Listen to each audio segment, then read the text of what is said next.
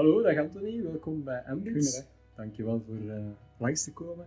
Ik heb al heel vaak met jou mogen praten over leiderschap en heel vaak blijven me daar toch wel dingen bij dat ik denk, daar wil ik eens verder over doorbomen. Je bent als CEO in een speciale omgeving terechtgekomen.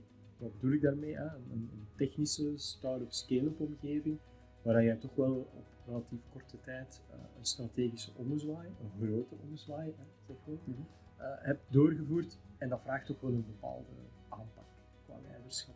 En daar wil ik het eens graag met jou over hebben. Met plezier. Bedankt.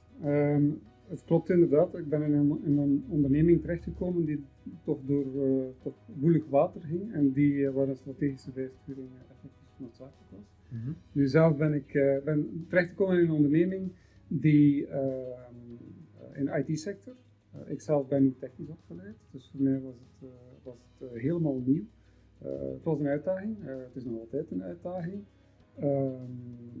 Maar bon, het is wat het is. Het is belangrijk, denk ik, of voor mij was het heel belangrijk, dat ik mezelf een beetje tijd gegund heb om goed te kijken, om veel rond te kijken en om vooral heel veel te luisteren. En van daaruit eigenlijk stilletjes aan dingen in kaart te brengen, om in eerste instantie een goed beeld te krijgen van wat de onderneming is. Hoe zijn de mensen, wie zijn de mensen, hoe functioneert de onderneming. Heel veel luisteren.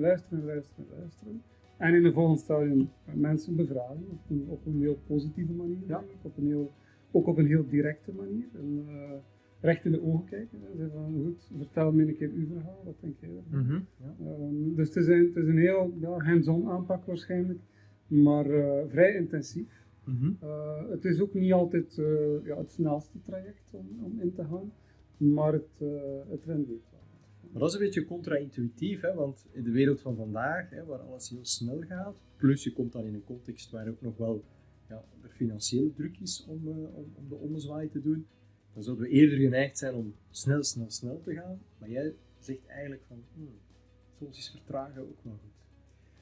Het is niet alleen goed, het is gewoon noodzakelijk. Als je een goed overzicht wilt krijgen, dan moet je voorzichtig zijn met snelheid. Ja. Je moet durven werken op een ritme die werkbaar is, niet alleen voor mezelf, maar ook voor de mensen en voor de onderneming op zich. Als je moet werken aan een strategische ommezwaai, dan, ik denk dat ik in een van de vorige gesprekken ook al een keer aangehaald heb, een van de grote valkuilen is het woord change. Op het moment dat je binnenkomt met het idee van alles moet hier veranderen, want het is niet goed, ja, dan krijg je natuurlijk een probleem, dan krijg je weerstand. Dus dat moet allemaal volgens een bepaald ritme en een bepaalde intensiteit aangepakt worden. Ja. Ik hoor jou vooral ook heel veel spreken over dat connecteren met de mensen, luisteren, vragen stellen, observeren. Wat doe je dan met die informatie dat je als leider capteert? Het is zoals je zegt, het gebeurt in verschillende stappen. De eerste stap is inderdaad mensen leren kennen, luisteren. Zit die persoon hier wel in de juiste rol? Ja. Heeft hij het juiste takenpakket? Het is heel belangrijk om talenten te ontginnen. Enerzijds natuurlijk in de functie van CEO. Moet je dat natuurlijk doen, maar het is nog belangrijker dat je de mensen zelf in staat staat om de talenten bij zichzelf te detecteren en ze te gebruiken. Dus praten. En praten is per definitie iets dat je niet alleen doet. Dat is communicatie, dat is mensen bevragen.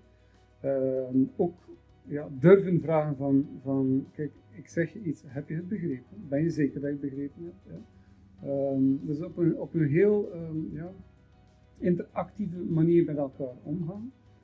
Daardoor krijg je heel veel informatie. En die informatie moet je dan in eerste, in mijn perceptie, aanwenden om de mensen op de juiste plaats te brengen. En op het moment dat dat traject achter de rug is, dan krijg je een soort automatische ontginning van die talenten. Dat is iets dat je niet kan forceren. Dat is iets dat je, als je mensen comfort geeft door de positie waarin dat ze zitten, en ik bedoel niet met comfort te veel tijd en ruimte, maar comfort geeft in de manier hoe ze zijn en hoe ze functioneren, dan haal je daar heel veel voordeel uit. Ja, want jij noemt dat dan people on point, hè? Het on point, ja, ja. de juiste man of vrouw op de juiste plaats. Ja. Zeer belangrijk.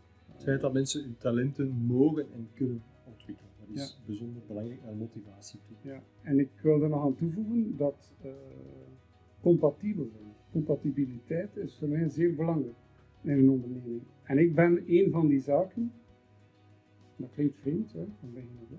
Ik ben wel een van die zaken die compatibel moet zijn met de rest van het team. Ja, absoluut. En het zoeken naar die compatibiliteit is heel belangrijk. Want als je dat niet op de juiste manier doet, dan kan je volgens mij ook nooit in slagen om de juiste man of vrouw op de juiste plaats te zetten. Ja. Dat is trouwens ook een manier om je onderneming heel lean te zetten. Klopt. En ik hoorde in een van onze vorige gesprekken dat jij zegt van ja, maar als leider ben ik ook de paraplu. Ik vind dat een hele mooie metafoor. Wat bedoel je daarmee? Als je door de regen loopt, dan loop je samen door de regen, maar er is er één die de paraplu vasthoudt. En ik wil dat gerust zijn. Wat bedoel ik daar nog mee? Het is niet omdat je de eindverantwoordelijkheid hebt in een onderneming, dat je alle beslissingen zelf moet nemen. Voor mij is het heel belangrijk dat mensen onder mij in het team, dat ze in staat zijn om beslissingen te nemen. Ja. Wetende dat er natuurlijk altijd wel die paraplu is die erboven is. Hè. Wat is de functie van die paraplu? Dat is niet alleen te backen als het slecht gaat, want daar gaat het eigenlijk niet over, maar het gaat meer over rust brengen. Het gaat meer over comfort brengen, dat mensen in de juiste omstandigheden, op de juiste manier, volgens de juiste chronologie, de juiste beslissingen nemen. En dat moet je faciliteren. Ik zeg altijd, hoe sneller dat ze mij niet meer nodig hebben, hoe beter eigenlijk. Klopt, ja.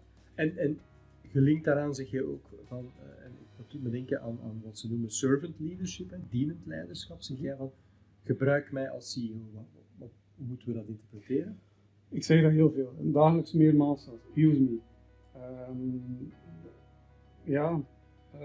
Dat is zeer breed, dat use me idee. Hè, maar iedereen heeft zijn competenties, zoals ik daarnet zei, die compatibiliteit. Iedereen heeft bepaalde talenten. Als ik iets wil realiseren in de onderneming, ik beschik niet altijd over alle competenties om dat te doen.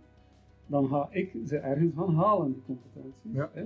Dus ik gebruik die competenties van mensen in mijn team om tot een bepaald resultaat te komen.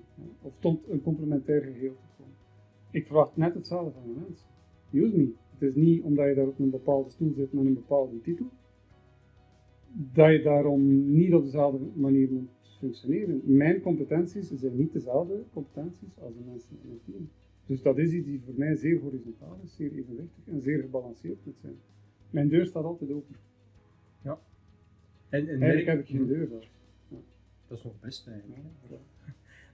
En heb je dat gevoel dat doordat je zo dienend bent, en zegt van ja, gebruik mij ook maar in mijn competenties, dat je ook de credibiliteit hebt om ook wel eens moeilijke beslissingen te nemen of knopen te gaan doorhakken die niet altijd gemakkelijk zijn? Ja, absoluut. Ik denk dat zelfs een van de belangrijkste gevolgen daarvan is dat je die credibiliteit hebt. En ook dat is weer vice versa. Dat is ook bij het team.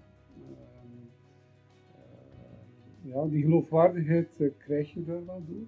Ja. Alles heeft te maken met respect. Als je mensen in de ogen kijkt als je praat en one-to-one gesprekken voert rond soms heel moeilijke topics, daar haal je toch wel heel veel uit. En ik denk bij moeilijke beslissingen, door de dingen te zeggen zoals dat ze zijn, want je zit tenslotte in een zakelijke omgeving, Ja, klopt. dan mag dat ook.